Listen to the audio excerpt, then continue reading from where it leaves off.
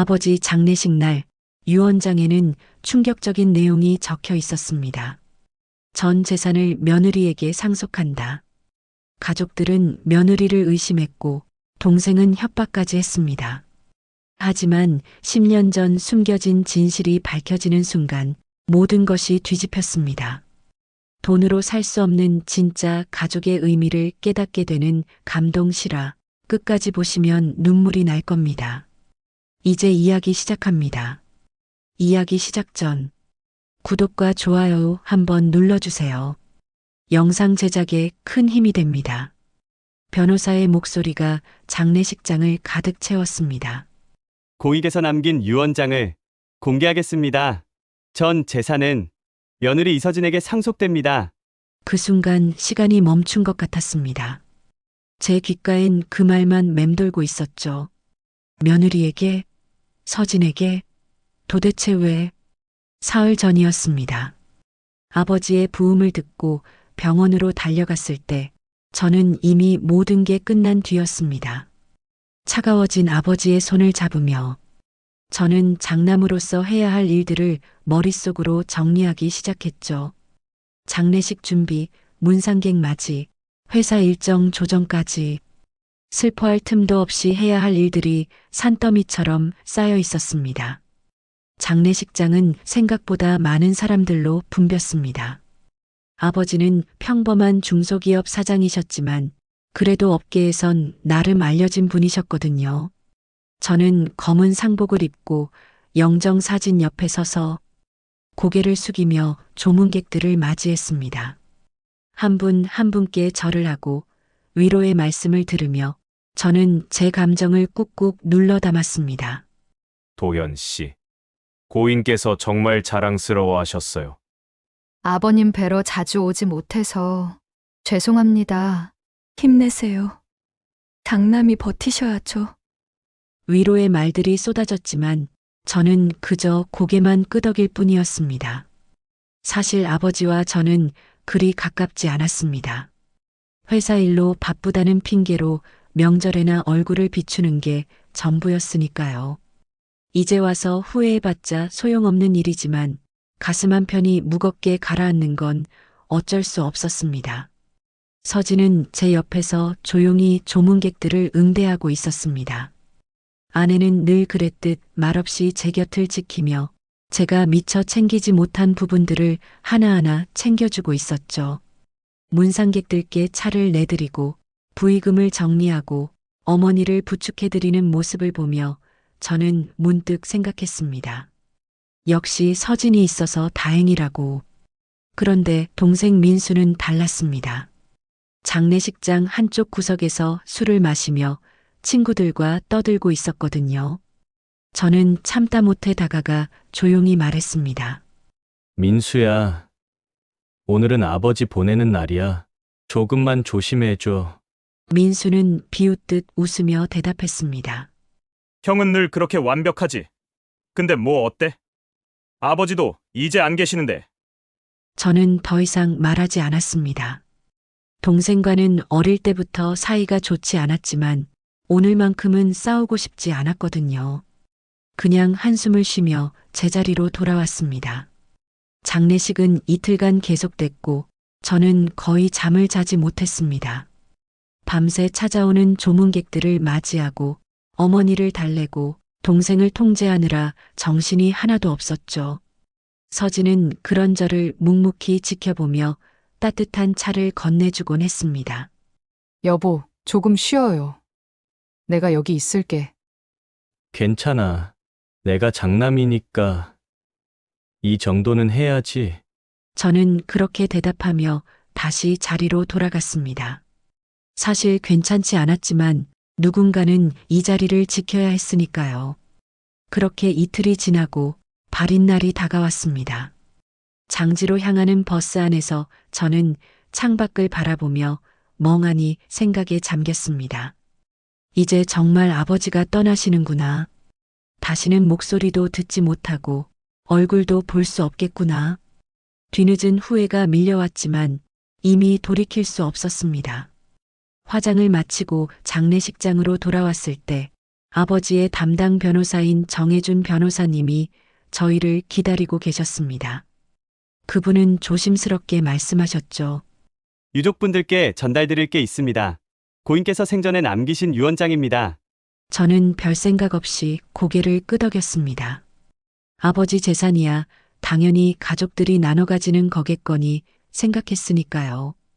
어머니와 저 그리고 민수까지 뭐 복잡할 것도 없는 일이라고 여겼습니다.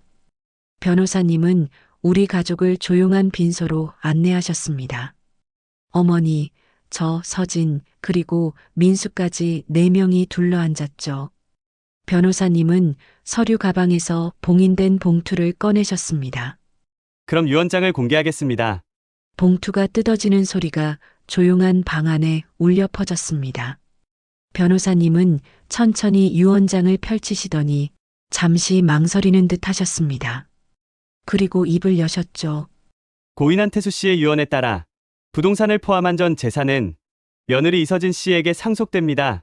순간 귀를 의심했습니다. 며느리? 서진에게? 저는 옆에 앉은 서진을 바라봤습니다. 서진도 저만큼이나 놀란 표정이었어요. 입을 벌린 채 아무 말도 하지 못하고 있었죠. 이게 무슨 소리예요? 민수가 벌떡 일어서며 소리쳤습니다. 며느리에게 전 재산을? 이게 말이 됩니까? 어머니도 믿을 수 없다는 표정으로 변호사님을 바라보셨습니다. 저는 그저 멍하니 앉아 있을 뿐이었습니다. 도대체 왜, 아버지가 왜 이런 결정을 하신 걸까? 변호사님은 침착하게 말씀하셨습니다. 이것은 고인께서 6개월 전에 작성하신 공증된 유언장입니다. 법적으로 완전히 유효합니다. 아니, 이건 말도 안 돼. 형수가 뭔 짓을 한 거야? 민수가 서진을 향해 손가락질하며 소리쳤습니다. 저는 황급히 민수를 말렸습니다. 민수야, 진정해. 일단 이유를 알아봐야지. 하지만 제 목소리도 떨리고 있었습니다.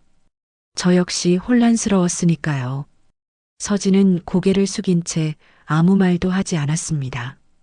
그 모습이 왠지 더 이상하게 느껴졌죠. 어머니가 조용히 물으셨습니다. 변호사님, 혹시 다른 내용은 없나요? 왜 이런 결정을 하셨는지. 유언장에는 그 이유가 명시되어 있지 않습니다.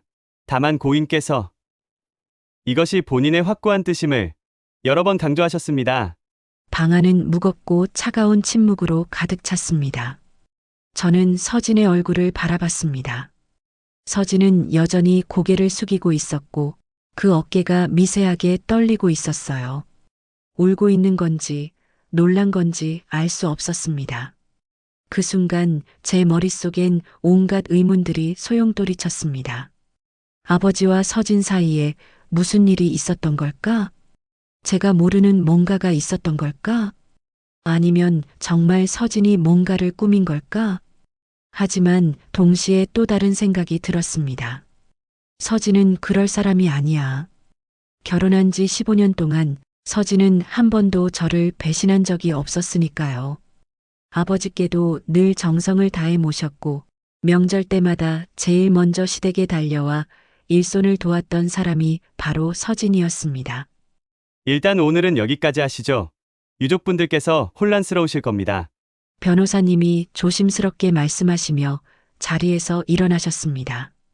민수는 여전히 분노에 찬 얼굴로 서진을 노려보고 있었고 어머니는 깊은 한숨을 내쉬며 고개를 저으셨습니다.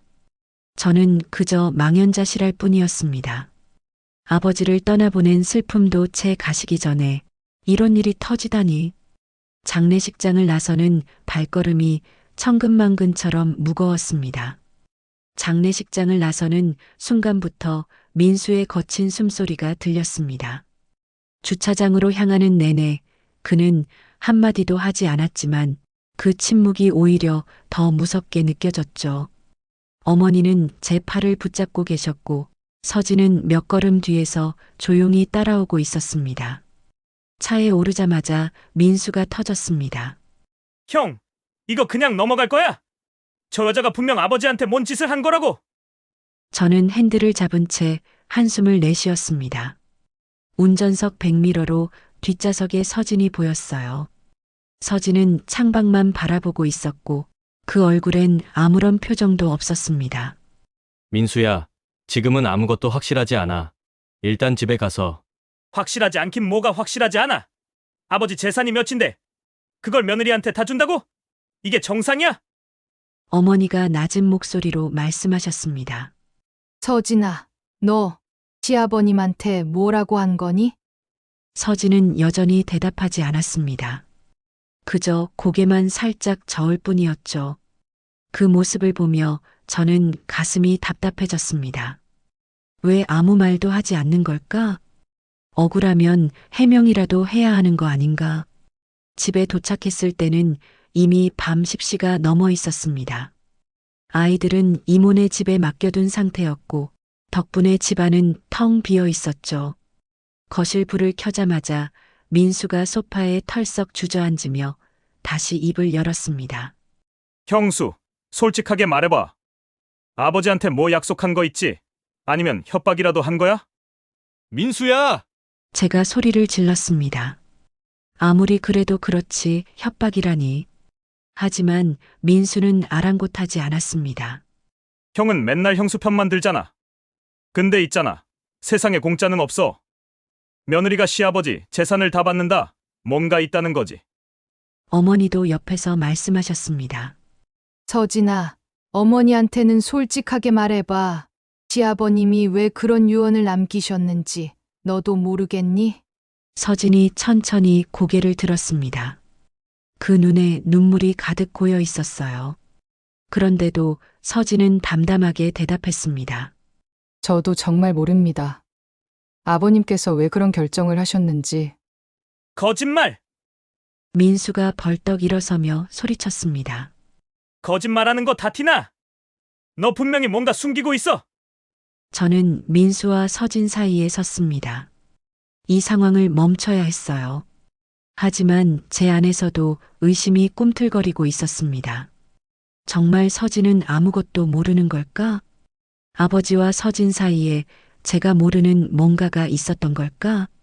일단 오늘은 다들 너무 힘들었으니까 내일 다시 이야기하자. 응? 저는 최대한 차분하게 말했지만 제 목소리도 떨리고 있었습니다. 민수는 코웃음을 치더니 현관문을 박차고 나가버렸죠. 어머니도 한숨만 내쉬시며 안방으로 들어가셨습니다. 거실엔 저와 서진만 남았습니다. 서진은 소파에 앉아 고개를 숙이고 있었고 저는 그 앞에 서서 뭐라고 말을 꺼내야 할지 몰랐습니다. 입술을 몇 번이나 달싹였지만 목소리가 나오지 않았어요. 여보, 서진이 먼저 입을 열었습니다. 나도 정말 몰라요. 왜 아버님이 그런 결정을 하셨는지. 그럼 혹시 아버지가 생전에 뭐 특별한 말씀이라도 하신 적 있어? 서진은 고개를 저었습니다.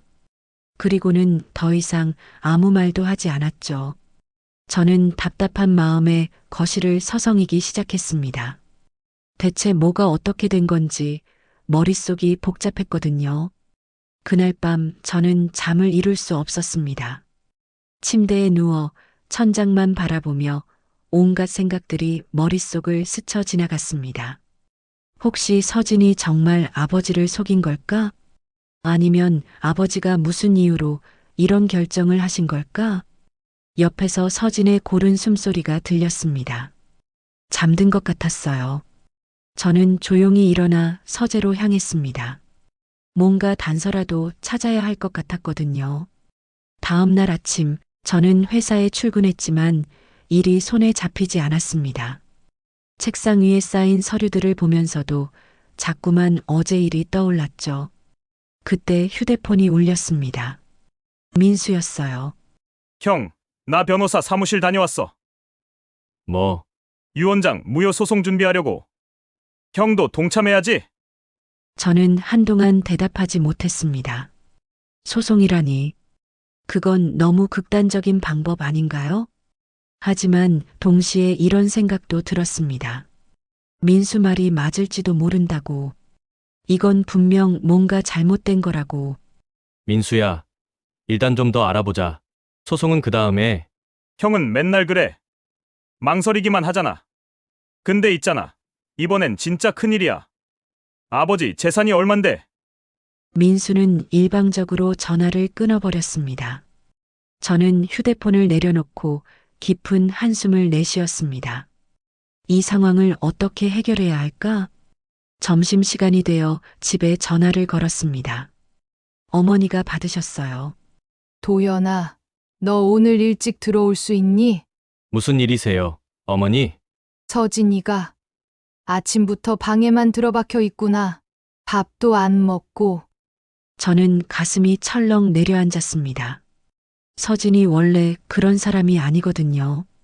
아무리 힘들어도 겉으로 티를 내지 않는 성격인데 방에 틀어박혀 있다니. 제가 저녁에 일찍 들어갈게요. 어머니, 그리고 서진한테 너무 심하게 대하지 마세요. 내가 뭐라고 했니? 그냥 밥이나 먹으라고 했지. 하지만 어머니 목소리엔 차가움이 묻어 있었습니다. 어머니도 서진을 의심하고 계신 거죠. 저는 전화를 끊고 창밖을 바라봤습니다. 가을 하늘이 유난히 높고 푸르렀지만 제 마음은 잿빛이었습니다. 그날 저녁 집에 일찍 들어갔습니다. 거실엔 어머니만 계셨고 서진은 보이지 않았어요. 안방 문이 굳게 닫혀 있었습니다. 서진아, 나야 문 좀 열어줘. 한참을 기다려서야 문이 조금 열렸습니다. 서진의 얼굴은 퉁퉁 부어 있었어요. 울었던 거죠. 제 가슴이 먹먹해졌습니다. 괜찮아? 서진은 고개만 끄덕였습니다. 하지만 괜찮아 보이지 않았어요. 저는 서진의 손을 잡았습니다. 그 손이 차갑게 식어 있었죠. 우리 이야기 좀 해야 할 것 같아. 솔직하게. 서진이 천천히 고개를 들었습니다. 그 눈빛에는 깊은 슬픔과 함께 뭔가 체념 같은 게 느껴졌어요. 당신이 나를 믿어줄 수 있을까요? 그 질문에 저는 선뜻 대답하지 못했습니다. 믿고 싶었어요. 15년을 함께 살아온 아내니까요. 하지만 이 상황이, 이 모든 게 너무 이상했거든요.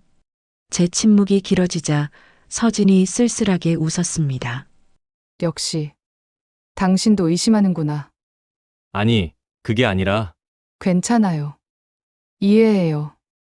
나라도 이런 상황이면 의심했을 거예요. 서진은 그렇게 말하고는 다시 침대에 앉았습니다. 저는 그 모습을 보며 가슴이 찢어지는 것 같았습니다. 도대체 뭐가 진실인 걸까? 제가 알아야 할 게 뭔가 있는 걸까? 그날 밤 저는 결심했습니다. 이 상황을 그냥 두고 볼 순 없다고. 진실이 뭐든 간에 제가 직접 알아내야 한다고. 설령 그 진실이 저를 아프게 할지라도 이렇게 의심하며 사는 것보다는 나을 거라고 생각했습니다. 저는 조용히 서재로 가서 아버지 관련 서류들을 찾기 시작했습니다. 어딘가에 답이 있을 거라고, 단서가 있을 거라고 믿으며. 새벽 2시였습니다.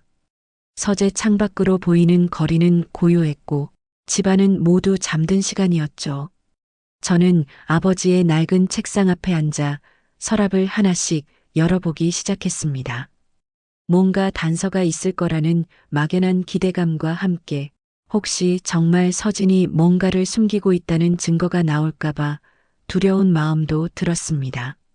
첫 번째 서랍엔 회사 관련 서류들이 가득했습니다. 계약서, 명함, 영수증들이 어지럽게 쌓여 있었죠. 저는 한 장 한 장 넘겨보며 혹시 이상한 게 있나 살펴봤지만 특별한 건 없었습니다. 그저 평범한 사업가의 서류들일 뿐이었어요.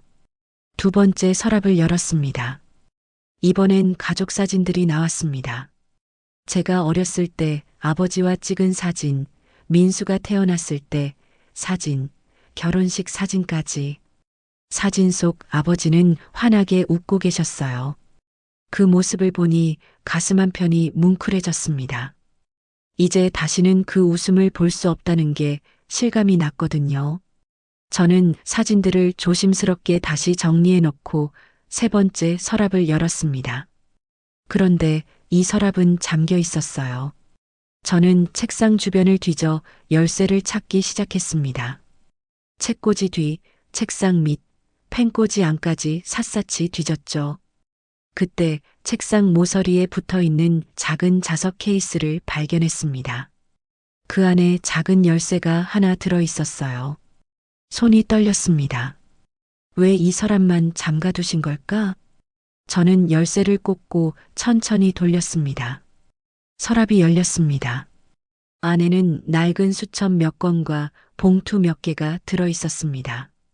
저는 가장 위에 있던 갈색 수첩을 꺼냈어요. 표지는 오래되어 낡았고 귀퉁이가 해져 있었죠. 첫 장을 넘기자 아버지의 필체가 나타났습니다. 2010년부터 시작된 기록이었습니다. 회사 운영 관련 메모들, 거래처 리스트, 개인적인 생각들이 빼곡히 적혀 있었어요. 저는 페이지를 넘기며 하나하나 읽어내려갔습니다. 그러다 2014년 부분에서 손이 멈췄습니다. 2014년 3월 12일, 교통사고, 병원비 급히 필요. 그 다음 페이지엔 이렇게 적혀 있었습니다. 빚 1억, 은행 대출 거절. 어떻게 해야 하나? 저는 눈을 크게 떴습니다. 아버지가 교통사고를 당하셨다고? 그것도 2014년에? 저는 그때 신혼생활에 정신이 없을 때였습니다. 아버지가 사고를 당하셨다는 얘기는 들은 적이 없었어요. 다음 페이지를 넘겼습니다. 그리고 그 순간 제 심장이 멎는 것 같았습니다. 2014년 4월 5일, 이서진 병원비 전액 지불, 빚 1억 상환 완료. 이 은혜를 어찌 갚아야 하나? 저는 그 문장을 몇 번이고 다시 읽었습니다. 이서진, 제 아내 서진이요. 서진이 아버지의 병원비를 냈다고? 1억짜리 빚을 대신 갚아줬다고? 머릿속이 하얗게 변했습니다. 이게 대체 무슨 뜻인 거죠? 왜 서진이 아버지 빚을 갚아준 걸까? 그것도 제가 모르게. 저는 2014년 당시를 떠올려 보려 했습니다. 그때 서진이 뭔가 이상한 행동을 했었나? 돈이 갑자기 없어진 적이 있었나? 생각해보니 그때 서진이 잠깐 친정에 다녀온 적이 있었습니다. 일주일 정도요. 어머니가 편찮으시다고 했던 것 같았어요. 그런데 그게 거짓말이었던 걸까? 사실은 아버지를 돌보러 간 걸까? 저는 수첩을 더 뒤적였습니다. 다음 페이지엔 이런 내용이 적혀 있었어요. 서진이는 아무에게도 말하지 말라고 했다. 도연이한테도. 그저 시아버지니까 당연한 일이라고 했다. 이런 며느리를 둔 게 복이다. 그 다음엔 매달 아버지가 서진에게 감사의 마음을 적어둔 흔적들이 보였습니다. 명절 때 따로 용돈을 드리려 했지만 서진이 거절했다는 내용, 서진이 만든 반찬이 맛있었다는 내용, 손주들을 돌보는 서진의 모습을 보며 고마웠다는 내용들. 그리고 마지막 페이지엔 이렇게 적혀 있었습니다. 2024년 5월 1일, 유언장 작성. 내 재산은 모두 서진에게. 피보다 진심이 더 진하다는 걸 이제야 안다. 서진이는 내 진짜 딸이다. 저는 수첩을 들고 있던 손이 부들부들 떨렸습니다. 아버지가 왜 서진에게 재산을 물려주셨는지 이제야 이해가 됐습니다.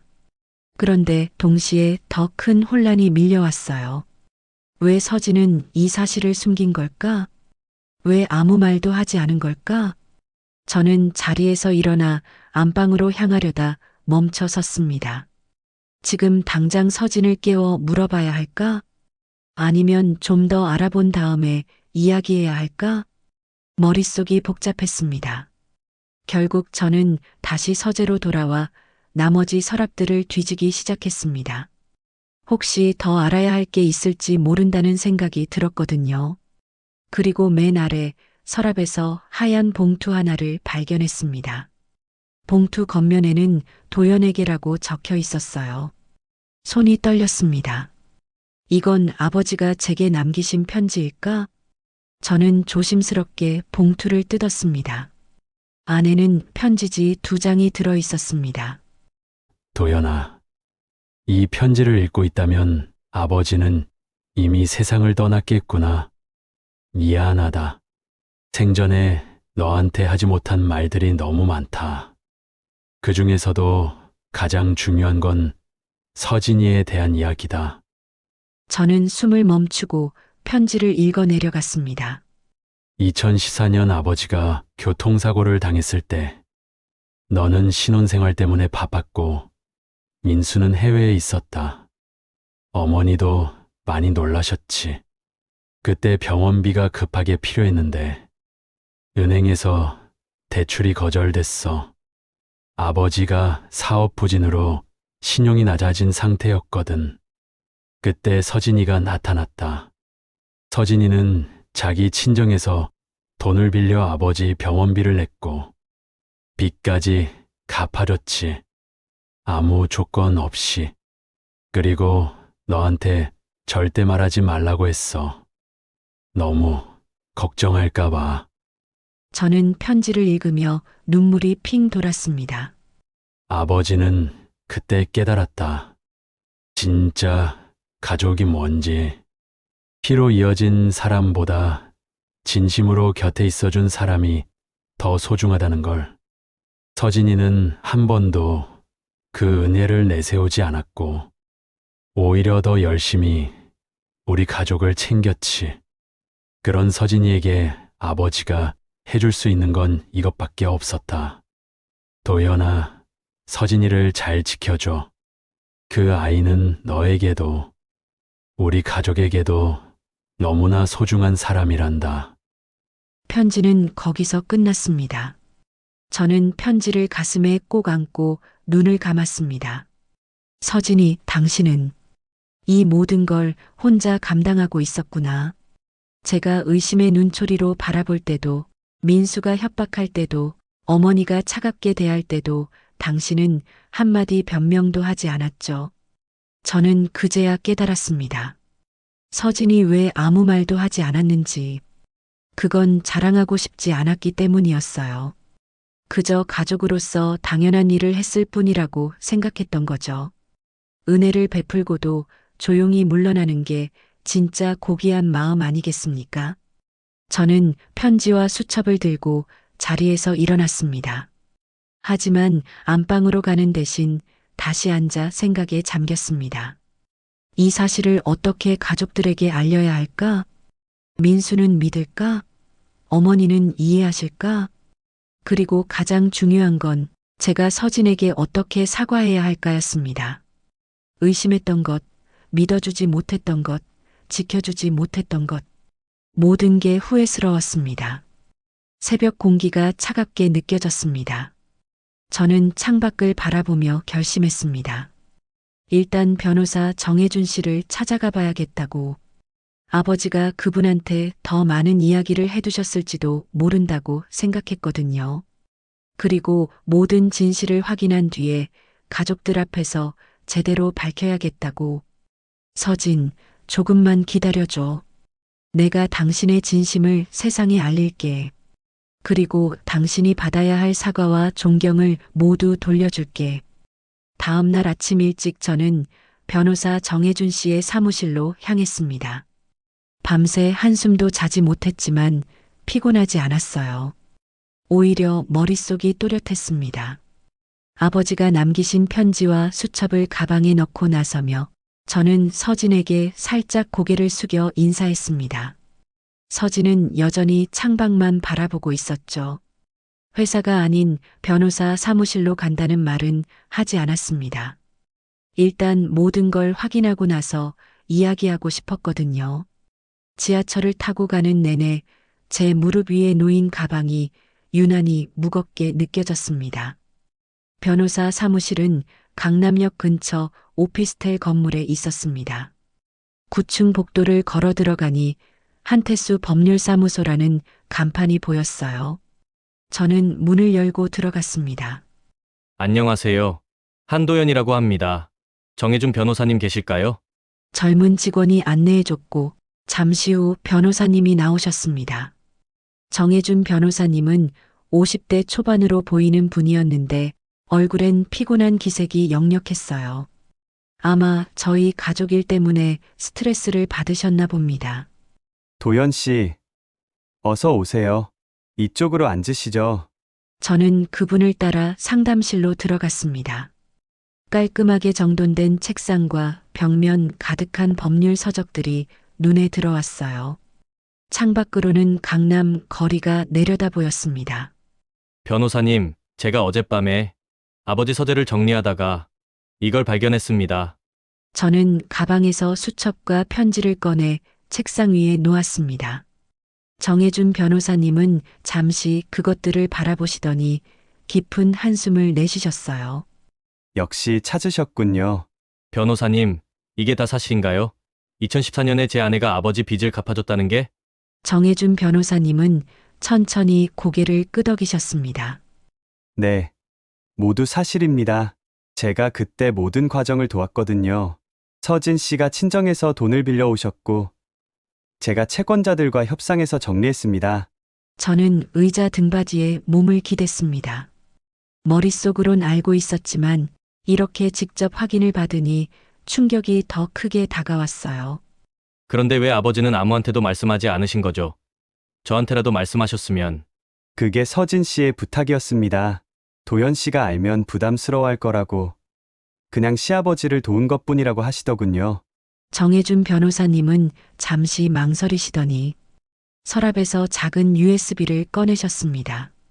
사실 고인께서 제게 하나 더 맡기신 게 있습니다.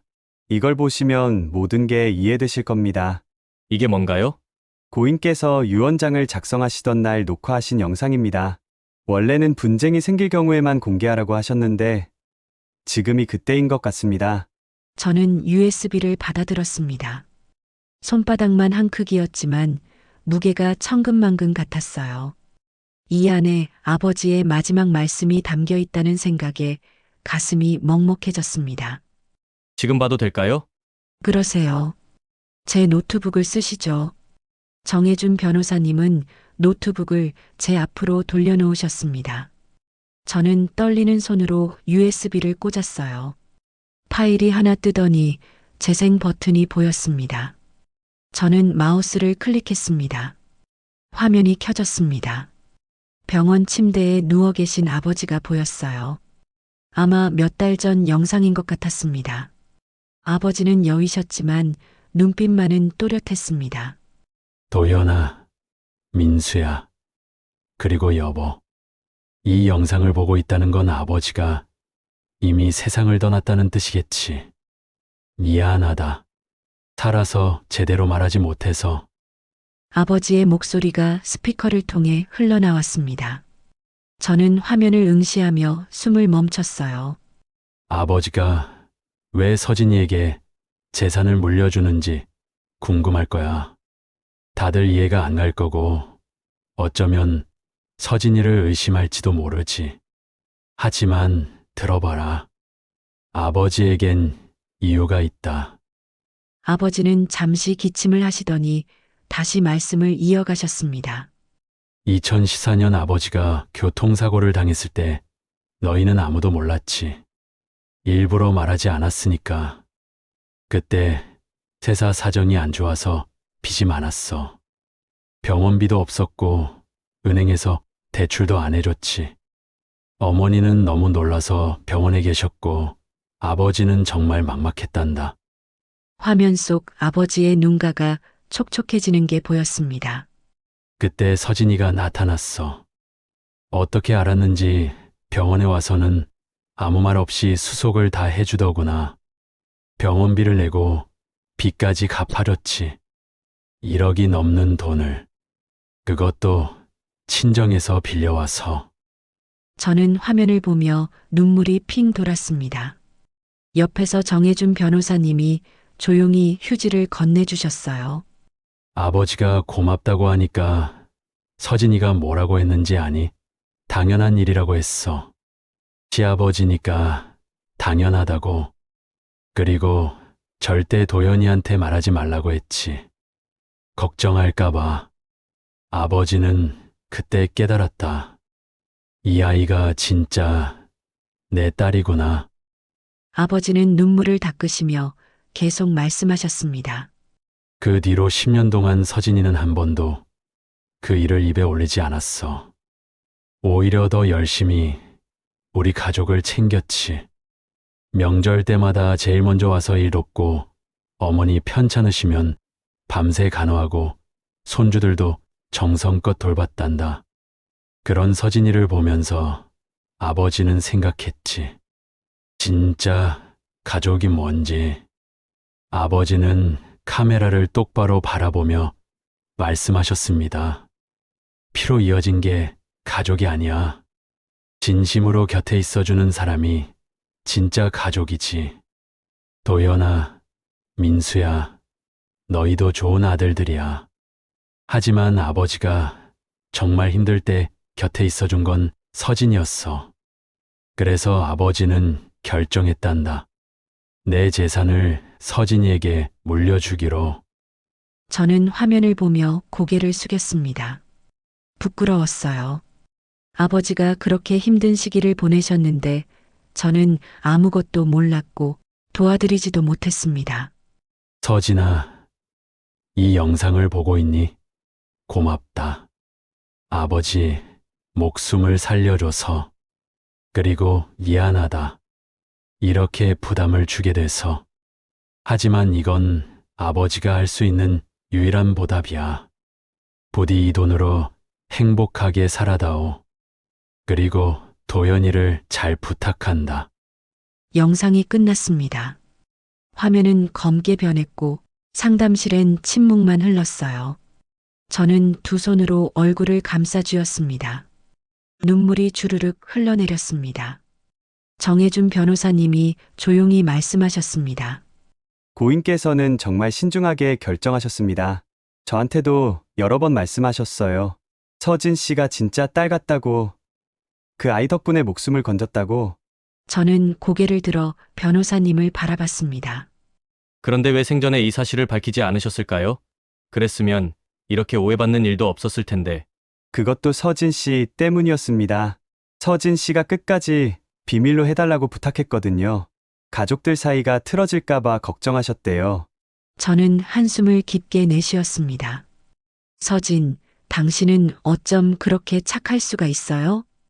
은혜를 베풀고도 숨기고 의심받으면서도 변명하지 않고 저는 당신을 제대로 알지 못했습니다. 변호사님, 이 USB 제가 가져가도 될까요? 가족들한테 보여줘야 할 것 같습니다. 그러십시오. 원래 그러라고 고인께서 맡기신 겁니다. 저는 USB를 조심스럽게 가방에 넣었습니다. 그리고 자리에서 일어나며 정혜준 변호사님께 고개를 숙여 인사했어요. 고맙습니다. 변호사님 덕분에 진실을 알게 됐습니다. 천만에요. 그리고 도연 씨, 서진 씨를 잘 보살펴 주세요. 그분은 정말 귀한 분입니다. 저는 사무실을 나서며 복도를 걸었습니다. 가방 속 USB가 묵직하게 느껴졌어요. 이제 이걸 가지고 집으로 돌아가 모든 걸 밝혀야 합니다. 민수에게도, 어머니에게도, 그리고 무엇보다 서진에게 제대로 사과해야 해요. 엘리베이터를 타고 내려오는데 휴대폰이 울렸습니다. 민수였어요. 전화를 받자마자 민수의 흥분된 목소리가 들렸습니다. 형, 나 지금 변호사랑 상담하고 있어. 유 원장 무효 소송 준비 중이야. 형도 동참할 거지? 저는 잠시 말을 멈췄습니다. 그리고 천천히 대답했습니다. 민수야, 오늘 저녁에 집으로 와. 어머니도 모시고 너한테 보여줄 게 있어. 뭔데? 설마 형까지 형수 편 들려고? 아니야. 진실을 보여주려는 거야. 오늘 저녁 7시 꼭 와. 저는 일방적으로 전화를 끊었습니다. 이제 더 이상 미룰 수 없었어요. 오늘 모든 걸 끝내야 합니다. 집으로 돌아오는 길이 유난히 길게 느껴졌습니다. 가방 속 USB가 천근만근처럼 무거웠고 아버지의 목소리가 귓가에 맴돌았어요. 서진이에게 뭐라고 말해야 할까? 어떻게 사과해야 할까? 머릿속이 복잡했습니다. 현관문을 열고 들어섰을 때 집안은 조용했습니다. 거실엔 아무도 없었고 안방 문이 살짝 열려 있었어요. 저는 조심스럽게 다가가 문을 두드렸습니다. 서진아, 나야. 들어가도 돼. 대답이 없었습니다. 저는 천천히 문을 열었어요. 서진은 침대 모서리에 앉아 창밖을 바라보고 있었습니다. 뒷모습만 봐도 얼마나 지쳐 있는지 알 수 있었죠. 서진아, 제 목소리에 서진이 고개를 돌렸습니다. 그 얼굴엔 눈물 자국이 선명했어요. 아마 하루 종일 울었나 봅니다. 저는 가슴이 미어지는 것 같았습니다. 당신 괜찮아? 서진은 작게 고개를 끄덕였지만 괜찮아 보이지 않았어요. 저는 서진 옆에 조심스럽게 앉았습니다. 한참 동안 아무 말도 하지 못했죠. 어떻게 말을 꺼내야 할지 몰랐거든요. 서진아, 내가 어젯밤에 아버지 서재를 정리하다가 뭘 발견했어. 서진의 어깨가 미세하게 떨렸습니다. 그리고 천천히 저를 바라봤어요. 그 눈빛엔 체념 같은 게 느껴졌습니다. 당신이 2014년에 아버지 빚을 갚아줬었지? 서진은 한참을 망설이다가 고개를 끄덕였습니다. 작게, 아주 작게요. 그리고 입술을 떨며 말했습니다. 어떻게 알았어요? 아버지가 수첩에 적어두셨어. 그리고 변호사님한테서 영상도 받았고. 서진은 눈을 감았습니다. 눈물이 볼을 타고 주르륵 흘러내렸어요. 저는 그 눈물을 보며 가슴이 찢어지는 것 같았습니다. 왜? 말하지 않았어. 왜 혼자 다 감당하려고 했어? 서진이 떨리는 목소리로 대답했습니다. 말하면 당신이 부담스러워할까 봐요. 그냥 시아버지니까 도와드린 거예요. 당연한 일이잖아요. 당연한 일이라니. 1억이 넘는 돈을 친정에서 빌려서 갚아주는 게 당연한 일이야? 저는 목소리가 커지는 걸 참지 못했습니다. 화가 나서가 아니라 너무 안타까워서였어요. 그때 나한테 말했어야지. 우리 부부잖아. 같이 고민하고 같이 해결했어야지. 서진은 고개를 저었습니다. 당신도 그때 회사 일로 힘들어하고 있었어요.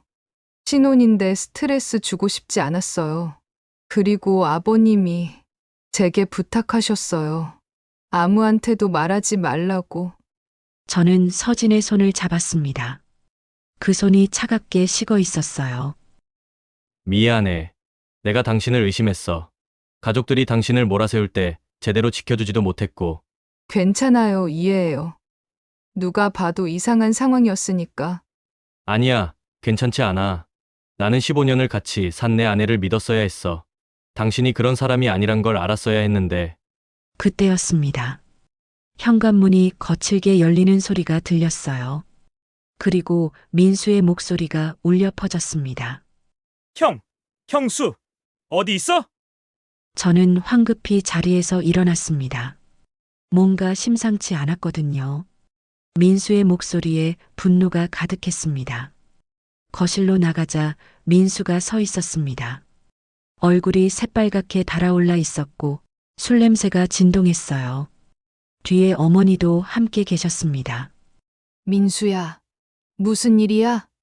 왜 이렇게? 형수 당장 나와!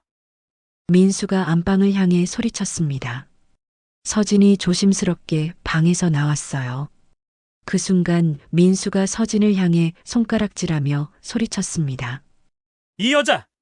도대체 아버지한테 무슨 짓을 한 거야? 어떻게 꼬드겨서 전 재산을 받아낸 거야? 민수야, 진정해. 저는 민수와 서진 사이에 섰습니다. 하지만 민수는 제 팔을 밀쳐내며 계속 소리쳤어요. 형은 비켜! 이건 나랑 이 여자 사이 문제야! 뭔 소리야. 서진이는 아무 잘못도 안 했어. 잘못 안 했다고? 그럼 왜 전 재산을 받은 거야? 아버지를 속인 거 아니면 뭐야? 민수의 말에 어머니도 거들었습니다. 서진아, 어머니한테 솔직하게 말해봐. 시아버님한테 뭐라고 한 거니? 우리 아들들은 내팽개치고 왜 며느리한테만 재산을 주셨겠니? 저는 더 이상 참을 수 없었습니다. 가방에서 USB를 꺼내 들었어요. 그만해. 다들 그만하고 이것 좀 봐.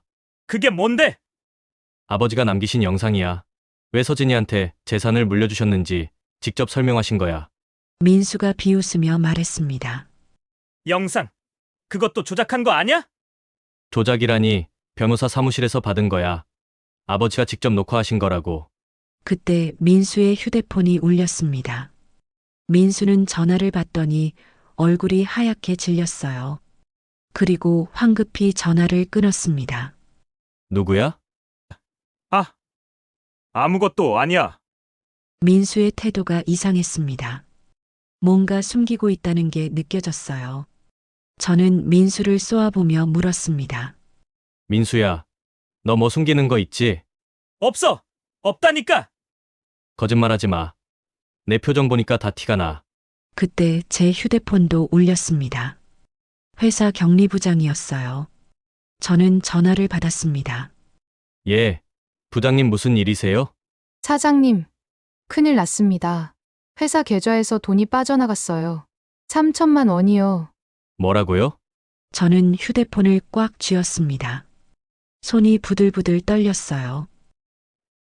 누가 빼돌린 거죠? 그게 민수 이사님 명의로 빠져나갔습니다. 순간 머릿속이 하얗게 변했습니다. 저는 천천히 민수를 바라봤어요. 민수는 고개를 돌린 채 아무 말도 하지 않았습니다. 민수야, 내가 회사 돈을 빼돌렸어. 형, 그게 대답해. 내가 한 거 맞아? 민수는 한참을 망설이다가 고개를 끄덕였습니다. 그 순간 제 온몸에 힘이 빠지는 것 같았어요. 왜 그런 짓을 한 거야? 나도 급한 일이 있었어. 빚이 있었거든. 곧 갚으려고 했어.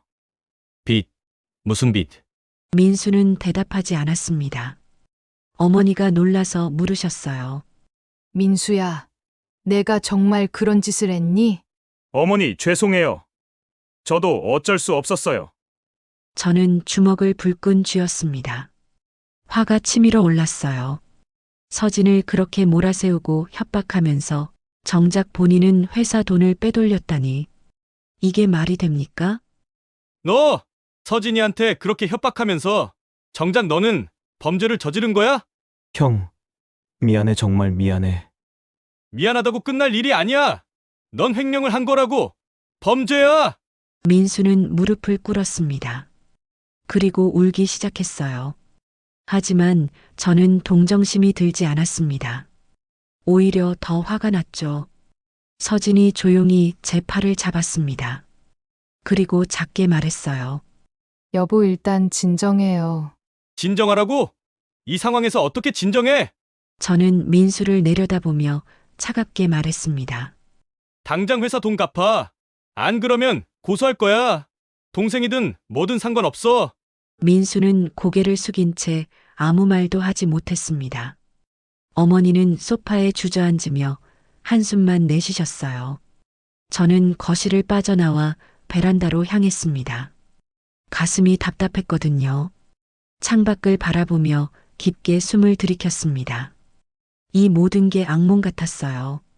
아버지는 진심으로 서진을 생각하며 재산을 물려주셨는데 우리는 그 진심을 의심했습니다.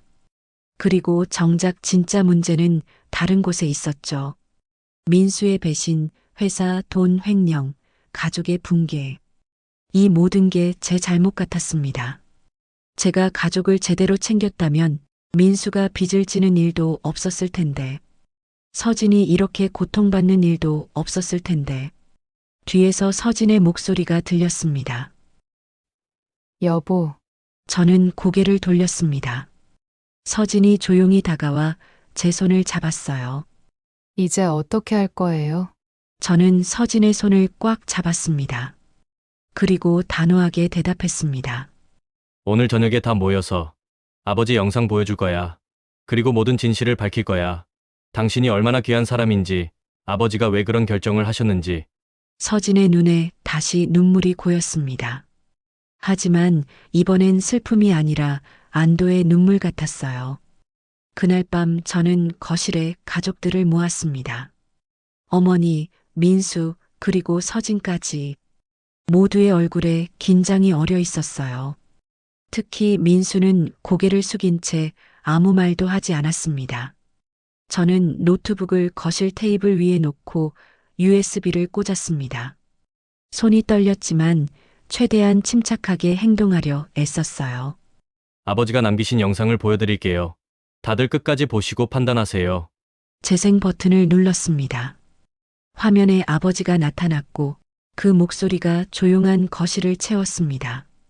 어머니는 화면을 보시며 손으로 입을 막으셨어요. 민수는 여전히 고개를 숙이고 있었죠. 영상이 끝났을 때 거실은 무거운 침묵으로 가득했습니다. 어머니는 눈물을 닦으셨고 민수는 주먹을 불끈 쥔 채 아무 말도 하지 않았습니다. 보셨죠? 서진이가 얼마나 우리 가족을 위해 헌신했는지, 아버지가 왜 그런 결정을 하셨는지. 어머니가 떨리는 목소리로 말씀하셨습니다. 서진아, 정말 미안하구나. 어머니가 너를 오해했어. 서진은 고개를 저으며 대답했습니다. 괜찮아요. 어머니 이해해요. 하지만 민수는 달랐습니다. 갑자기 자리에서 벌떡 일어나더니 소리쳤어요. 이게 다 뭐야? 형수가 돈으로 아버지 마음을 산 거잖아. 1억 갚아주고 전 재산 받았으니까 남는 장사지. 민수야! 제가 소리를 질렀습니다.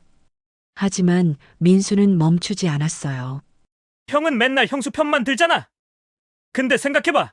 1억 주고 수십억 받았어. 이게 정상이야? 넌 지금 무슨 소리를 하는 거야? 회사 돈 빼돌린 내가 뭐라고 할 자격이 있어? 민수의 얼굴이 일그러졌습니다. 그리고는 현관문을 박차고 나가버렸죠.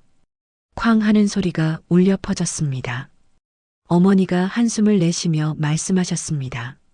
민수가 요즘 힘든가 보구나. 내가 가서 달래볼게. 어머니도 자리에서 일어나 나가셨습니다. 거실엔 저와 서진만 남았어요. 서진은 소파에 앉아 고개를 숙이고 있었습니다. 서진아, 괜찮아? 서진은 대답하지 않았습니다. 그저 고개만 끄덕일 뿐이었죠. 저는 서진 옆에 앉아 손을 잡았습니다. 미안해, 민수가 너무 심했어. 괜찮아요. 익숙해요. 그 말이 더 가슴 아팠습니다. 익숙하다니. 얼마나 많이 상처를 받았으면 익숙하다고 할까요? 다음 날 아침 회사에서 긴급 전화가 왔습니다. 격리부장이었어요. 사장님, 큰일입니다. 민수 이사님이 빼돌린 돈이 3천만 원이 아니라 8천만 원입니다. 뭐라고요? 저는 귀를 의심했습니다. 8천만 원이라니. 그 정도면 회사가 심각한 타격을 입을 수밖에 없었어요. 그리고 거래처에서 계약 취소 통보가 왔습니다. 민수 이사님이 납품을 제대로 하지 않았대요. 저는 책상을 주먹으로 쳤습니다. 도대체 민수가 무슨 짓을 한 거죠? 회사를 망가뜨리려고 작정한 겁니까? 당장 민수 연락처 알아보세요. 그리고 변호사랑 상담 일정 잡아주세요. 전화를 끊고 나니 머리가 지끈거렸습니다. 회사 일도 문제고 가족 일도 문제였어요. 이 모든 게 동시에 터지니까 감당이 안 됐습니다. 점심시간에 민수한테 전화를 걸었지만 받지 않았습니다. 몇 번을 더 걸어도 마찬가지였어요. 저는 민수가 도망친 게 아닌가 하는 불길한 예감이 들었습니다. 저녁에 집에 돌아왔을 때 어머니가 거실에서 기다리고 계셨습니다. 얼굴이 창백하셨어요. 도연아, 민수가 연락이 안 된다. 저도 알아요. 회사에서도 계속 전화했는데 안 받아요. 어쩌면 좋니? 민수가 무슨 일을 저지른 건 아니겠지? 저는 대답할 수 없었습니다. 이미 큰일을 저질렀으니까요. 다만 어머니께 말씀드리기가 차마 어려웠습니다. 그때 서재에서 서진의 목소리가 들렸습니다. 저는 황급히 서재로 향했어요. 서진이 책상 앞에서 뭔가를 보고 있었습니다. 무슨 일이야? 서진이 서류 몇 장을 들고 있었습니다. 얼굴이 하얗게 질려 있었어요. 이게 뭐예요? 저는 서류를 받아봤습니다. 그건 회사 계좌 거래 내역이었어요. 민수가 빼돌린 돈의 흔적이 낱낱이 기록되어 있었죠. 이건 어디서 찾은 거야? 서랍에서 우연히 발견했어요. 여보, 이거 민수 씨가 한 거예요? 저는 고개를 끄덕일 수밖에 없었습니다. 서진은 서류를 내려놓으며 한숨을 내쉬었어요. 이제 어떻게 하려고요? 고소해야겠지. 동생이지만 회사를 위해서라도 법적 조치를 취해야 해. 그때 제 휴대폰이 울렸습니다. 모르는 번호였어요. 전화를 받자 낯선 남자 목소리가 들렸습니다. 한도연 사장님이십니까? 네. 그런데 누구시죠? 저는 민수 씨 채권자입니다. 민수 씨가 빚을 갚지 않아서 연락드립니다. 5천만 원인데요. 언제 갚으실 건가요? 순간 머릿속이 하얗게 변했습니다. 5천만 원? 민수의 빚이 그 정도였던 겁니까? 죄송하지만 그건 제 빚이 아닙니다. 민수 본인한테 연락하세요. 하지만 민수 씨가 형님이 보증을 섰다고 했는데요. 뭐라고요? 제가 언제 보증을 섰습니까? 여기 서류에 사장님 도장이 찍혀 있는데요. 저는 온몸에 소름이 돋았습니다. 민수가 제 도장을 위조한 겁니까? 이건 단순한 횡령이 아니라 사기였어요. 당장 그 서류 팩스로 보내주세요. 제가 확인해 보겠습니다. 전화를 끊고 나니 온몸에 힘이 빠졌습니다. 저는 소파에 주저앉았어요. 이제 회사 문제만이 아니었습니다. 제 개인 신용까지 위험에 처했습니다. 서진이 다가와 제 어깨에 손을 얹었습니다. 여보, 괜찮아요? 괜찮을 리가 없지. 민수가 날 이용한 거야. 분노가 치밀어 올랐습니다. 동생을 믿었는데, 가족을 믿었는데, 이렇게 배신당하다니. 저는 주먹을 불끈 쥐었어요. 그날 밤 저는 잠을 이룰 수 없었습니다.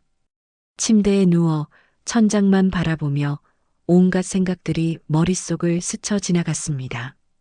회사는 어떻게 할까? 민수는 어디 있을까? 이 빚은 어떻게 갚아야 할까? 옆에서 서진의 숨소리가 들렸습니다. 저는 서진을 바라봤어요. 어둠 속에서도 서진의 얼굴이 보였습니다. 평화롭게 자고 있는 것처럼 보였지만 아마 서진도 잠들지 못했을 거예요. 문득 이런 생각이 들었습니다. 이 모든 게 서진 때문이라고. 서진이 아버지 빚을 갚지 않았다면 유언장 문제도 없었을 거라고. 민수가 이렇게까지 분노하지도 않았을 거라고. 저는 고개를 저으며 그 생각을 떨쳐냈습니다. 아니야, 서진 잘못이 아니야. 민수 잘못이지. 하지만 그 생각이 자꾸만 고개를 들었어요. 다음 날 아침 회사에서 또 전화가 왔습니다. 이번엔 은행이었어요. 사장님, 회사 계좌가 압류 직전입니다. 민수 이사님 채권자들이 법적 조치를 취했습니다. 뭐라고요? 제 목소리가 떨렸습니다. 회사 계좌가 압류되면 사업을 할 수 없었어요. 직원들 월급도 못 주게 됩니다. 당장 변호사랑 상담하고 연락드리겠습니다. 저는 회사로 달려갔습니다. 하지만 상황은 생각보다 심각했어요. 민수가 저지른 일들이 하나둘씩 드러났고 회사는 순식간에 위기에 빠졌습니다. 저녁 늦게 집에 돌아왔을 때 저는 완전히 지쳐 있었습니다. 거실 불을 켜자 서진이 소파에 앉아 있었어요. 눈이 퉁퉁 부어 있었습니다. 왜 안 자고 있어? 서진은 대답하지 않았습니다. 그저 저를 바라볼 뿐이었죠. 그 눈빛에 뭔가 결심 같은 게 느껴졌습니다. 여보, 내가 집을 나가는 게 나을 것 같아요. 순간 귀를 의심했습니다. 무슨 소리야? 왜 갑자기? 내가 있으면 당신이 더 힘들어질 것 같아요.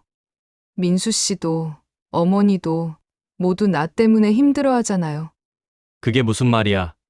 내 잘못이 아니라고. 하지만 제 목소리에도 확신이 없었습니다. 사실 저도 혼란스러웠거든요. 정말 서진 잘못이 아닐까? 이 모든 문제의 시작이 유언장 아니었을까? 서진은 제 표정을 보며 쓸쓸하게 웃었습니다. 역시 당신도 그렇게 생각하는구나. 나 때문에 이렇게 됐다고. 아니야, 그게 아니라 괜찮아요. 이해해요. 나라도 그렇게 생각했을 거예요. 서진은 자리에서 일어나 안방으로 향했습니다. 저는 그 뒷모습을 보며 뭐라고 말해야 할지 몰랐어요. 정말 서진을 믿는 걸까? 아니면 그저 믿고 싶은 걸까? 1시간쯤 지났을까요? 안방 문이 열리고 서진이 나왔습니다. 손에 캐리어를 들고 있었어요. 뭐 하는 거야? 당분간 친정에 가 있을게요. 당신이 정리할 시간이 필요할 것 같아요. 서진아, 이러지 마. 우리 같이. 미안해요. 나도 좀 쉬고 싶어요. 서진은 현관으로 향했습니다. 저는 그 뒤를 따라갔지만 막을 수 없었어요. 서진이 문을 열고 나갔고 문이 닫히는 소리가 울려 퍼졌습니다. 저는 멍하니 현관을 바라봤습니다. 그리고 거실 테이블 위에 놓인 하얀 봉투를 발견했어요. 서진이 남기고 간 것 같았습니다. 봉투를 열었습니다. 안에는 10년 전 병원비 영수증과 함께 짧은 메모가 있었어요. 당신 아버지를 살리고 싶었습니다. 그게 전부예요. 미안해요. 서진이 떠나고 이틀이 지났습니다. 그 이틀 동안 저는 제대로 먹지도 자지도 못했어요. 회사 일은 산더미처럼 쌓여 있었고 민수는 여전히 연락이 두절된 상태였습니다. 모든 게 무너져 내리는 것 같았어요. 그날 아침 휴대폰이 울렸습니다. 정혜준 변호사님이었어요. 도연 씨, 오늘 오후 2시에 기자회견을 엽니다. 꼭 와주세요. 기자회견이요? 무슨, 고인의 명예를 지키고 서진 씨의 진실을 밝힐 겁니다.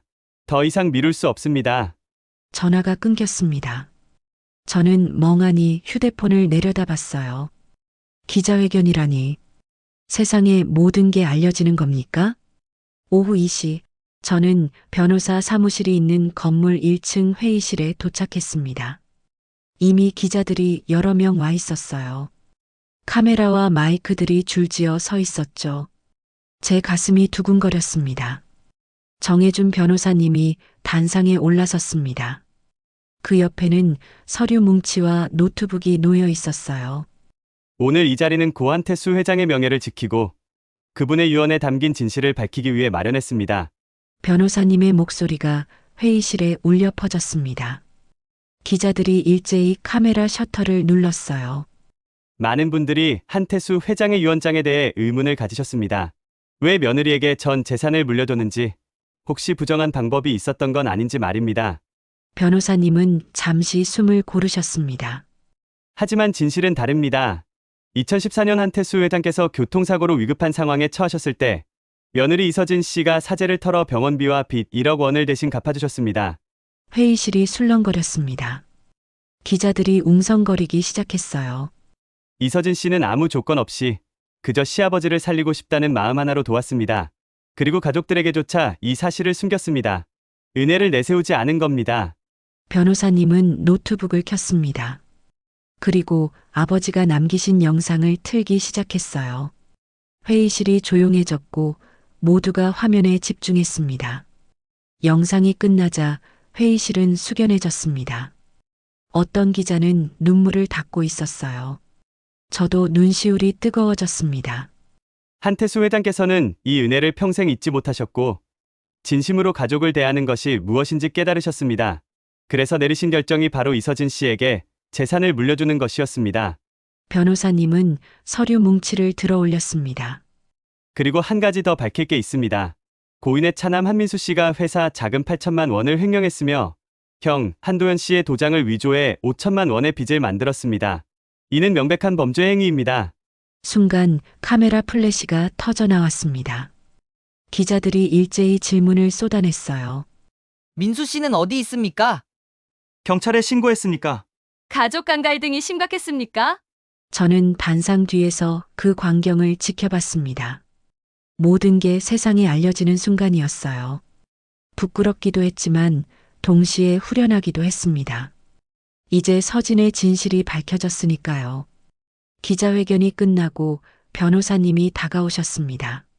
도연 씨, 이제 서진 씨를 찾아가세요. 그분이 얼마나 힘들었을지 생각해 보세요. 네. 감사합니다, 변호사님. 저는 회의실을 빠져나와 거리로 나섰습니다. 해가 서쪽으로 기울고 있었어요. 서진은 지금 어디서 뭘 하고 있을까? 혼자서 얼마나 외로울까? 저는 차를 몰고 서진 친정으로 향했습니다. 30분쯤 달렸을까요? 친정 앞에 도착했지만 집엔 불이 꺼져 있었어요.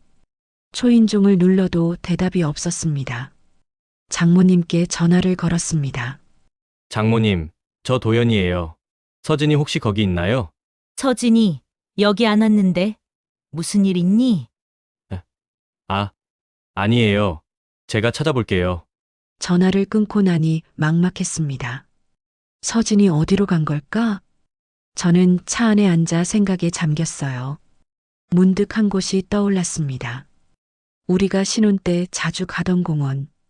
그곳 벤치에서 서진이 좋아하던 곳이 있었죠. 저는 차를 돌려 그곳으로 향했습니다. 공원에 도착했을 때는 이미 해가 지고 있었습니다. 가로등이 하나둘씩 켜지기 시작했어요. 저는 공원을 걸으며 서진을 찾았습니다. 벤치마다 둘러봤지만 서진은 보이지 않았어요. 혹시 제가 잘못 생각한 걸까? 다른 곳으로 가야 하나? 발걸음을 돌리려는 순간 저 멀리 버스 정류장에 누군가 앉아 있는 게 보였습니다. 가까이 다가가자 그게 서진이라는 걸 알았어요. 서진은 정류장 벤치에 앉아 멍하니 앞을 바라보고 있었습니다. 손에는 작은 가방 하나만 들려 있었죠. 서진아, 제 목소리에 서진이 고개를 돌렸습니다. 눈이 퉁퉁 부어 있었어요. 얼마나 울었던 걸까요? 여보, 서진의 목소리가 떨렸습니다. 저는 서진 앞에 섰습니다. 뭐라고 말해야 할지 한참을 고민했어요. 그리고 천천히 입을 열었습니다. 미안해. 정말 정말 미안해. 왜 여기 온 거예요? 널 찾으러 왔지. 당연하잖아. 서진은 고개를 저었습니다. 나 때문에. 당신이 힘들었잖아요. 민수 씨도, 회사도 다 내 탓이잖아요. 아니야. 내 탓이 아니야. 저는 서진 옆에 앉았습니다. 그리고 서진의 손을 잡았어요. 오늘 변호사님이 기자회견 하셨어. 모든 진실을 밝히셨어. 내가 아버지를 위해 뭘 했는지, 얼마나 헌신했는지 다 세상에 알려졌어. 서진의 눈에 눈물이 고였습니다. 나는 그냥 당연한 일을 했을 뿐이에요. 시아버지니까. 당연한 일이 아니야. 1억이 넘는 돈을 아무 조건 없이 내놓는 게 어떻게 당연해. 그것도 가족들한테조차 숨기면서. 저는 서진의 손을 더 꽉 잡았습니다. 이제야 아버지 뜻을 알았어. 왜 내게 재산을 물려주셨는지, 피보다 진심이 더 진하다는 게 뭔지. 서진이 흐느끼기 시작했습니다. 저도 눈물이 흘러내렸어요. 우리는 그렇게 한참을 울었습니다. 집에 가자. 같이 집에 가서 다시 시작하자. 정말 괜찮을까요? 내가 있으면 당신이. 괜찮아. 아니, 괜찮게 만들 거야. 내가 지킬게. 이번엔 제대로 지킬게. 서진이 천천히 고개를 끄덕였습니다. 저는 서진을 일으켜 세웠어요. 그리고 함께 주차장으로 걸어갔습니다. 차 안에서 저는 서진에게 말했습니다. 민수는 경찰에 신고했어. 횡령이랑 사기죄로. 더 이상 우리 가족한테 피해를 줄 순 없어. 서진이 놀란 표정으로 저를 바라봤습니다. 동생인데. 동생이라고 범죄를 봐줄 순 없어. 그리고 너한테 그렇게 협박하고 상처 준 걸 용서할 수 없어. 서진은 아무 말도 하지 않았습니다. 다만 제 손을 꽉 잡았죠. 집으로 가는 길 라디오에서 뉴스가 흘러나왔습니다. 오늘 한 변호사가 기자회견을 열어 감동적인 가족 이야기를 공개했습니다. 며느리가 시아버지의 목숨을 살렸고 시아버지는 그 은혜를 잊지 않았다는. 저는 라디오 볼륨을 줄였습니다. 이제 세상이 알았습니다. 서진의 진심을, 아버지의 선택을. 집에 도착했을 때 어머니가 현관에서 기다리고 계셨습니다. 어머니는 서진을 보자마자 달려오셨어요. 서진아, 어머니가 서진을 끌어안으셨습니다. 미안하다. 정말 미안하구나. 어머니가 너를 너무 몰랐어. 괜찮아요, 어머니. 다 지나간 일이에요. 아니야. 괜찮지 않아. 넌 우리 가족의 은인이야. 앞으로 어머니가 잘할게. 세 사람은 그렇게 현관에서 한참을 껴안고 울었습니다. 저는 그제야 느꼈어요. 우리가 다시 가족이 됐다는 걸. 진짜 가족으로. 그날 밤 저는 서진과 함께 베란다에 나갔습니다. 밤하늘에 별이 총총히 떠 있었어요. 여보, 앞으로 어떻게 할 거예요? 서진이 조용히 물었습니다. 회사는 정리할 수 있어. 민수 일도 법이 처리하겠지. 중요한 건 우리야. 우리 가족. 저는 서진을 바라보며 말했습니다. 아버지가 남기신 유산은 돈이 아니었어. 진심이 뭔지, 가족이 뭔지 가르쳐 주신 거야. 이제 우리가 그걸 이어갈 차례야. 서진이 제 손을 잡았습니다. 그 손이 따뜻했어요. 저는 그제야 깨달았습니다. 제가 정말 지켜야 할 건 돈도 회사도 아니었다는 걸. 바로 제 곁에 있는 이 사람, 진심으로 저를 사랑해준 이 사람이라는 걸. 6개월이 흘렀습니다. 그 사이 많은 것들이 변했어요. 민수는 횡령과 사기죄로 징역 5년을 선고받았습니다. 법정에서 민수를 마지막으로 봤을 때 그는 많이 야위어 있었어요. 저한테 고개를 숙이며 미안하다고 말했지만 저는 아무 대답도 하지 않았습니다. 용서할 순 없었지만 그래도 동생이기에 마음 한편이 아팠습니다.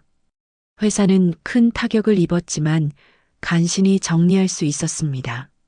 직원들 대부분은 다른 곳으로 자리를 옮겼고 저는 남은 사람들과 함께 작게나마 다시 시작했어요. 예전만큼 크진 않지만 정직하게 일할 수 있다는 게 감사했습니다. 그리고 오늘 서진과 저는 특별한 날을 맞이했습니다. 한태수 재단의 개소식 날이었거든요. 아침 일찍 서진과 함께 재단 건물로 향했습니다. 작은 3층 건물이었지만 깔끔하게 리모델링해서 아늑한 느낌이 들었어요. 1층은 무료 급식소, 2층은 교육공간, 3층은 사무실로 꾸며졌습니다. 여보, 떨려요. 서진이 제 손을 꽉 잡으며 말했습니다. 저는 서진을 바라보며 미소 지었어요. 잘할 수 있어. 아버지도 분명 자랑스러워 하실 거야. 재단 현판 앞엔 이미 많은 사람들이 모여 있었습니다. 동네 어르신들, 장학금을 받게 될 학생들, 그리고 취재를 나온 기자들까지. 어머니도 와 계셨어요. 개소식이 시작됐습니다. 서진이 단상에 올라 인사말을 했습니다. 안녕하세요. 한태수 재단 이사장 이서진입니다. 서진의 목소리가 떨렸지만 점점 단단해졌어요. 이 재단은 제 시아버님 한태수 회장님의 뜻을 이어받아 만들어졌습니다. 시아버님께서는 생전에 진심으로 사람을 대하는 것이 무엇인지 보여주셨습니다. 서진은 잠시 눈물을 참으며 말을 이어갔습니다. 저는 시아버님께 큰 은혜를 입었습니다. 그 은혜를 이제 사회에 돌려드리고 싶습니다. 어려운 이웃들을 돕고, 아이들에게 교육 기회를 주고, 아픈 분들께 의료 지원을 하는 것. 그것이 시아버님께서 제게 남겨주신 진짜 유산이라고 믿습니다. 박수가 터져 나왔습니다. 저도 함께 박수를 쳤어요. 가슴이 뭉클했습니다. 서진이 얼마나 많이 고민하고 준비했는지 알고 있었거든요. 개소식이 끝나고 저는 재단 1층 급식소를 둘러봤습니다. 이미 어르신 몇 분이 오셔서 식사를 하고 계셨어요. 한 할머니가 저를 보시더니 말씀하셨습니다. 젊은이, 이 재단 만든 분이 참 훌륭하네요. 우리 같은 늙은이들까지 챙겨주다니. 저희가 할 수 있는 일을 하는 것 뿐입니다. 그래도 고맙지. 요즘 같은 세상에 이런 곳이 있다는 게 얼마나 감사한지 몰라요. 할머니의 말씀을 들으며 저는 아버지 생각이 났습니다. 아버지도 이런 모습을 보고 싶으셨겠죠. 서진이 아버지의 마음을 이어받아 이렇게 좋은 일을 하는 걸. 2층으로 올라가니 장학금을 받게 될 학생들이 모여 있었습니다. 10명 정도 됐는데 모두 집안 형편이 어려운 아이들이었어요. 서진이 아이들과 이야기를 나누고 있었습니다. 공부 열심히 해야 해요. 여러분이 훌륭한 사람이 되는 게 저희한테는 가장 큰 보답이에요. 감사합니다, 이사장님. 아이들의 밝은 목소리가 울려 퍼졌습니다. 그 모습을 보며 저는 생각했어요. 이게 진짜 유산이구나. 돈으로 살 수 없는 사람의 마음을 움직이는 것. 오후가 되어 사람들이 하나둘 돌아가고 재단엔 저와 서진만 남았습니다. 우리는 3층 사무실 창가에 서서 밖을 바라봤어요. 여보, 생각해보면 신기해요. 6개월 전만 해도 모든 게 무너지는 줄 알았는데 서진이 조용히 말했습니다. 그러게. 나도 그때는 정말 힘들었어. 모든 걸 포기하고 싶었거든. 그래도 버텨줘서 고마워요. 당신이 아니었으면 저도 버티지 못했을 거예요. 저는 서진의 손을 잡았습니다. 우리가 함께였으니까 가능했던 거야. 혼자였으면 못했어. 해가 서쪽으로 기울고 있었습니다. 노을이 아름다웠어요. 저는 문득 아버지가 남기신 편지의 마지막 문장이 떠올랐습니다. 도연아, 서진이를 잘 지켜줘. 그 아이는 너에게도 우리 가족에게도 너무나 소중한 사람이란다. 저는 제대로 지키지 못했습니다. 아버지 말씀을 들었을 때 이미 서진에게 너무 많은 상처를 준 뒤였으니까요. 하지만 이제라도 늦지 않았다고 생각했어요. 서진아, 내가 약속할게. 앞으로는 절대 너를 혼자 두지 않을게. 어떤 일이 있어도 내 편이 될게. 서진이 저를 바라보며 눈물을 글썽였습니다. 저도 약속할게요. 앞으로는 혼자 감당하지 않을게요. 힘든 일이 있으면 당신한테 말할게요. 우리는 그렇게 서로를 꼭 안았습니다. 창밖으로 노을이 아름답게 펼쳐지고 있었어요. 그날 저녁 집으로 돌아와 어머니와 함께 저녁을 먹었습니다. 어머니가 서진의 손을 잡으시며 말씀하셨어요. 서진아, 오늘 정말 수고했어. 어머니가 자랑스럽다. 감사해요, 어머니. 어머니가 도와주셔서 가능했어요. 어머니는 요즘 재단 일을 가끔 거들어주고 계셨습니다.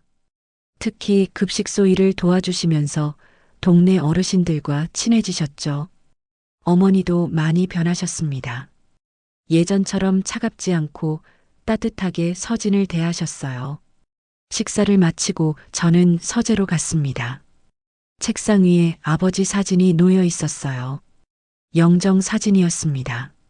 저는 사진 앞에 앉아 조용히 말했습니다. 아버지, 오늘 재단 개소식했어요. 서진이가 정말 잘했어요. 아버지가 남겨두신 뜻을 잘 이어가고 있어요. 사진 속 아버지는 환하게 웃고 계셨습니다. 마치 제 말을 듣고 계신 것 같았어요. 저도 이제 알았어요. 아버지가 왜 그런 선택을 하셨는지, 피보다 진심이 더 진하다는 게 무슨 뜻인지, 가족이 단순히 혈연으로 이어진 게 아니라 마음으로 맺어진 거라는 거요. 눈물이 주르륵 흘러내렸습니다. 하지만 슬픈 눈물은 아니었어요. 감사한 눈물이었습니다. 고마워요, 아버지. 마지막까지 저희에게 큰 가르침을 주셔서. 이제 제가 그 가르침을 잘 간직하고 살게요. 서재 문이 열리고 서진이 들어왔습니다. 서진도 아버지 사진 앞에 앉았어요. 아버님, 오늘 재단 잘 열었어요. 많은 분들이 도움을 받게 됐어요. 아버님의 이름으로 좋은 일을 계속하겠다고 약속드려요. 우리는 그렇게 한참을 아버지 사진 앞에 앉아 있었습니다. 아버지가 곁에 계신 것 같았어요. 며칠 뒤 재단에서 첫 장학금 전달식이 있었습니다. 10명의 학생들이 장학금을 받았고 부모님들도 함께 오셨어요. 한 어머니가 서진에게 깊이 고개를 숙이며 말씀하셨습니다. 정말 감사합니다. 우리 아이가 학교를 계속 다닐 수 있게 됐어요. 이 은혜를 어떻게 갚아야 할지. 은혜를 갚을 필요 없어요. 아이가 열심히 공부해서 훌륭한 사람이 되는 게 저희한테는 가장 큰 보답이에요. 서진의 말에 어머니가 눈물을 흘렸습니다. 저도 그 모습을 보며 가슴이 뭉클했어요. 이게 아버지가 원하셨던 거구나. 돈이 돈으로 끝나는 게 아니라 사람을 살리고 희망을 주는 것. 그날 밤 집으로 돌아오는 길에 서진이 말했습니다. 여보, 나 행복해요, 정말로. 나도 그래 예전보다 훨씬 더. 돈이 줄어들어도 괜찮아요. 이렇게 좋은 일을 할 수 있다는 게 더 소중해요. 저는 고개를 끄덕였습니다. 정말 그랬어요. 회사도 작아졌고 재산도 많이 줄었지만 우리는 더 행복했습니다. 진짜 가족이 됐으니까요. 집에 도착해 침대에 누우며 저는 생각했습니다. 아버지가 남기신 유산은 돈이 아니었다고. 진심으로 살아가는 법, 가족의 의미, 은혜를 베푸는 삶. 그게 진짜 유산이었습니다. 서진이 제 손을 잡았습니다. 여보, 고마워요. 끝까지 저를 믿어줘서. 내가 더 고마워. 이렇게 훌륭한 사람을 아내로 만나서. 우리는 손을 꼭 잡은 채 잠이 들었습니다. 마음이 편안했어요. 내일도 재단에 가서 좋은 일을 할 수 있다는 생각에, 서진과 함께 아버지의 뜻을 이어갈 수 있다는 생각에, 돈은 언젠가 사라집니다. 하지만 진심은 영원히 남습니다. 아버지가 서진에게 보여주신 진심, 서진이 아버지께 보여드린 진심, 그리고 우리 부부가 서로에게 보여주는 진심. 그 진심들이 모여 진짜 가족이 만들어진 겁니다. 이제 저는 압니다. 가족은 피가 아니라 마음으로 맺어진다는 것을, 그리고 그 마음을 지키는 것이 진짜 유산을 지키는 것임을. 아버지, 이제야 제대로 알았습니다. 당신의 마지막 가르침을. 고맙습니다. 그리고 사랑합니다.